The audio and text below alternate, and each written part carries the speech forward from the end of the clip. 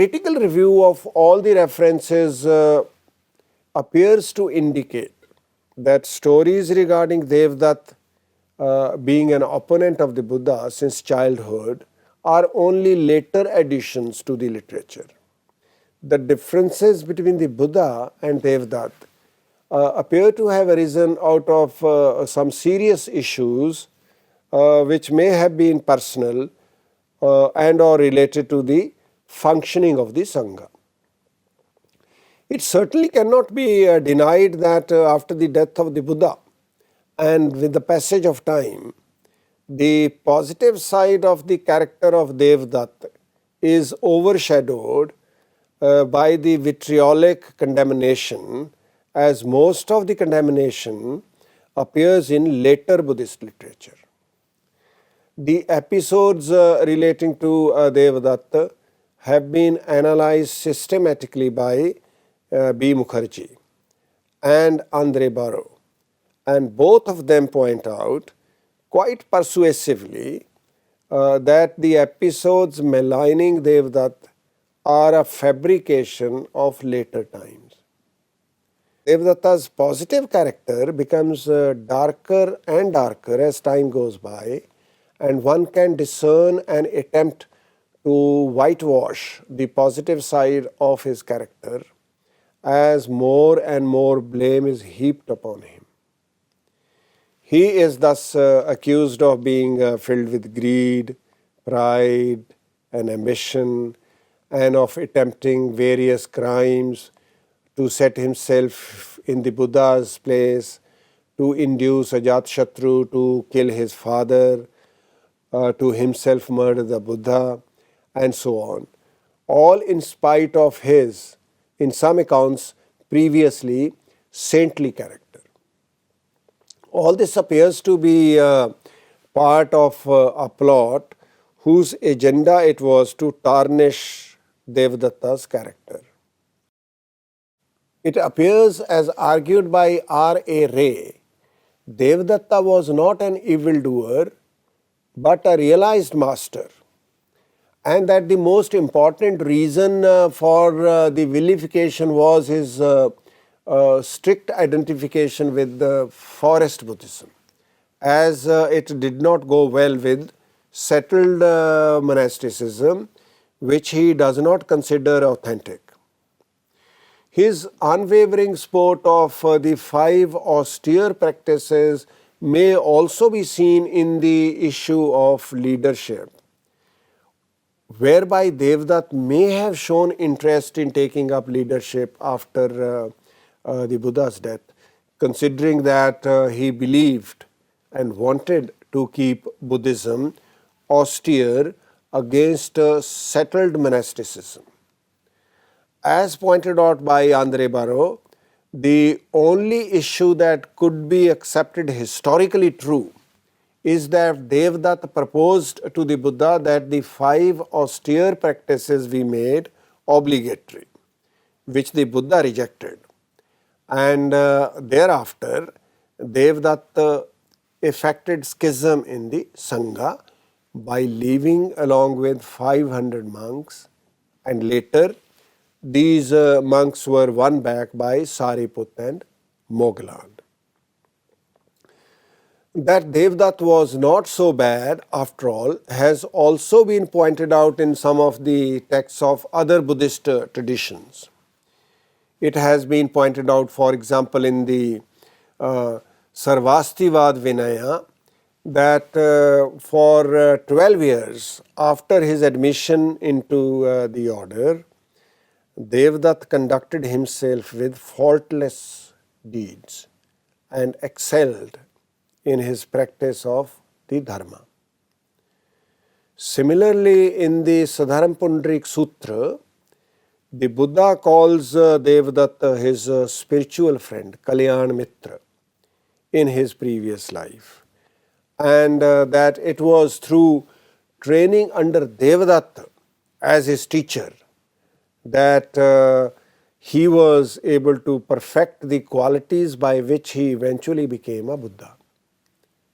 This Dharmapundrik Sutra further mentions that in the future Devdatta shall lead innumerable beings to enlightenment.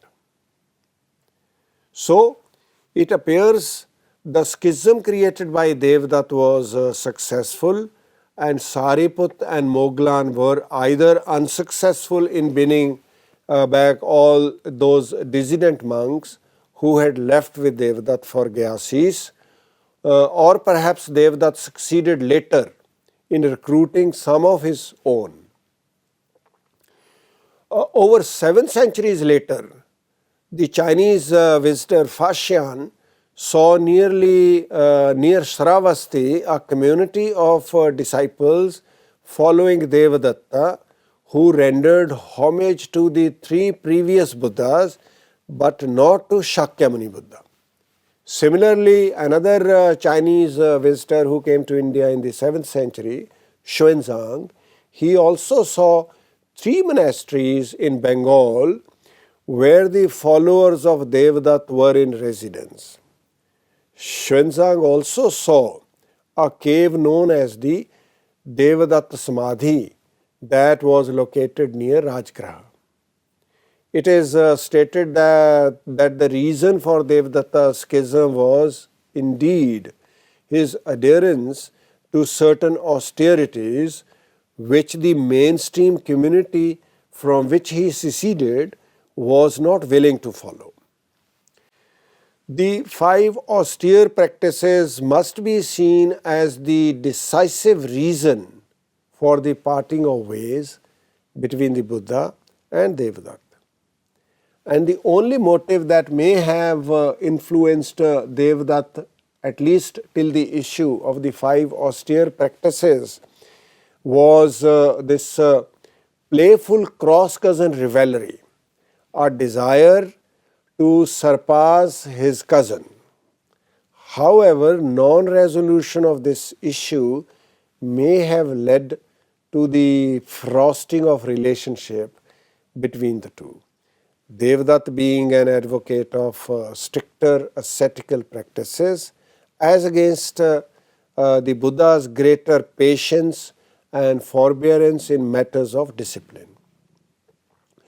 In all probability, when with the passage of time, the memory of the practice of playful cross-cousin rivalry disappeared, this frosting of relationship was misinterpreted as bitter enmity, thus the idea of fighting becoming its vital ingredient, ultimately culminating into antagonism of the evil one against the good one.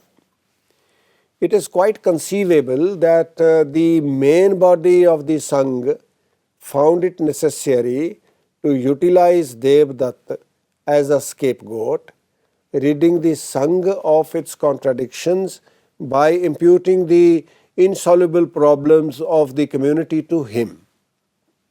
So, in this lecture, what I have tried to show is that Devdatta was not really a bad person. The only reason that one sees the kind of dispute or disagreement that with the Buddha or the Sangha at large he may have had was these 5 ascetical practices. Devdatta wanted that the Sangha should follow such practices, should remain away from human habitations, that the sort of things that were happening in settled Buddhism, monks and nuns living in viharas, was in violation of ideal asceticism, sannyas, and so therefore when the Buddha disagreed with Devdatta and refused to implement these 5 ascetical practices, Devdatta appears to have left the order and created his own group of followers under him at Gyasis. Apart from this, perhaps to some extent this cousin rivalry, which is a kind of historical phenomenon, also may have kind of created some sort of competition between the Buddha and Devdatta, two very powerful personalities from the Shakya community.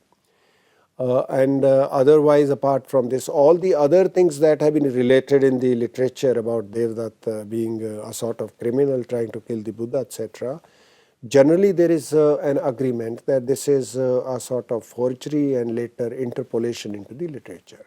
So on the whole, it can be said that Devdatta was a prominent saint of Buddhism and not really an evil person. Thank you so much.